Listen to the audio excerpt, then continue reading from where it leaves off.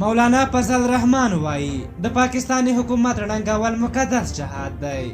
ګرانو لیدونکو السلام علیکم. هغه هیواد چې تل په افغانستان کې د جهاد په نوم جګړه پر مخ وړې او کلونه دلته د یو مقتدر نظام رامنځته کېدو کې خنډ شوي، نن پکې د همغه علماو لخوا جهاد اعلانېږي. همغه خبره ده چې وایي مه کوه په چا چې وبشي په تا. خبر دا دی په پاکستان کې د جمعیت علما اسلام مذهبي ګوند مشر مولانا فضل الرحمن د پاکستاني حکومت پر ضد د لاریونونو پر مهال ویلي دي چې د عمران خان حکومت ړنګول مقدس جهاد دی چې باید ټول پاکستانیان پکې برخه واخلي. فضل الرحمن پرون د پنجاب په ملتان ښار کې یوې جلسې ته د خبرو پر مهال وویل چې اسلام آباد ته د تللو موخه دا ده چې نړیوالو ته وښیي چې موجوده حکومت د پاکستانیانو حقیقي استازیتوب نشي کولی.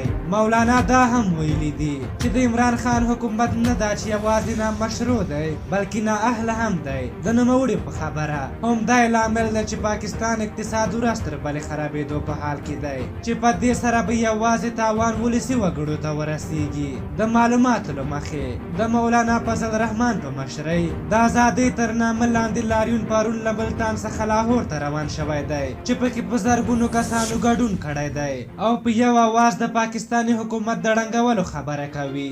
د فضل الرحمن د ګوند زرګونو پلویانو 2 ورځې وړاندې د اکتوبر په 28مه نیټه لومړی په بلوچستان کې لاریونونه پیل کړل. دوی وایي له دوی سره په دې لاریونونو کې د نورو ګوندونو ملتیا هم شته او ډیر ژر به د پاکستان حکومت رانسکور کړي. لاریون کوونکو هم د دې هیواد د لومړي وزیر عمران خان څخه غوښتي چې ژر تر ژره د خپل استعفا اعلان کړي او بیا د لسره په هیواد کې د لومړي وزارت لپاره ټاکنې ترسره شي څو جعلي او نامشروع حکومت له منځه ولاړ شي او د ټاکنو له لارې شفاف حکومت جوړ شي. له دې وړاندې د پښتونخوا ملي عوامي ګوند مشر محمود خان اسکزي هم په خپلو پلویانو غږ کړی و چې د پاکستاني حکومت پر ضد لاریونونه وکړي. په هر حال تاسو د دغه لاریونونو په هکله څه نظر لرئ؟ خپل نظرونه مو راته په کومنټ کې ولیکئ. که زموږ ویډیو مو خوښه شوې وي ضروري لایک کړئ. تر بلې ویډیو مو په لویو بخښونکي خدای سپارم. د الله په امان.